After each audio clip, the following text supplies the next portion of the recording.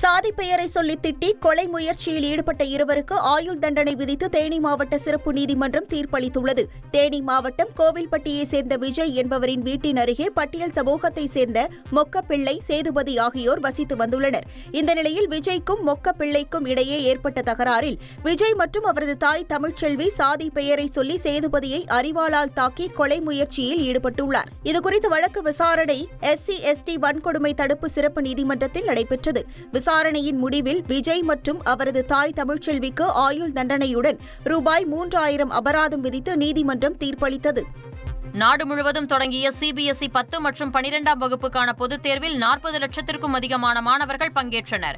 7842 மையங்களில் தேர்வு நடைபெற்ற நிலையில் 10ஆம் வகுப்பு பொதுத் தேர்வை 24 லட்சம் மாணவர்களும் 12ஆம் வகுப்பு பொதுத் தேர்வை 17,88,000 மாணவர்களும் எழுதினர். 10ஆம் வகுப்பு பொதுத் தேர்வு மார்ச் 18ஆம் தேதி வரையிலும் 12ஆம் வகுப்பு பொதுத் தேர்வு ஏப்ரல் 4ஆம் தேதி வரையிலும் நடைபெறவுள்ளது குறிப்பிடத்தக்கது. மயிலாடுதுறை மாவட்டம் முட்டத்தில் சாராய விற்பனையை தட்டி கேட்டதால் 2 மாணவர்களை சாராய வியாபாரிகள் படுகொலை செய்ததாக வெளியாகியுள்ள தகவல் அதிர்ச்சியை ஏற்படுத்தியுள்ளதாக மாநில பாஜக தலைவர் அண்ணாமலை தெரிவித்துள்ளார். இறந்தவர்கள் குடும்பத்தினருக்கு இரங்கல் தெரிவித்த அவர், தமிழகம் முழுவதுமே கள்ளச்சாராயம் ஆறாக ஓடிக்கொண்டிருக்கிறது என்றும் இது அந்தந்த பகுதி காவல்துறைக்கு தெரியாமலா இருக்கும் எனவும் கேள்வி எழுப்பியுள்ளார். அலாவுதீன் நாட்டை காப்பாற்ற போராடும் சாமானிய இளைஞனின் சுவாரஸ்ய கதை தினமும் இரவு 8 மணிக்கு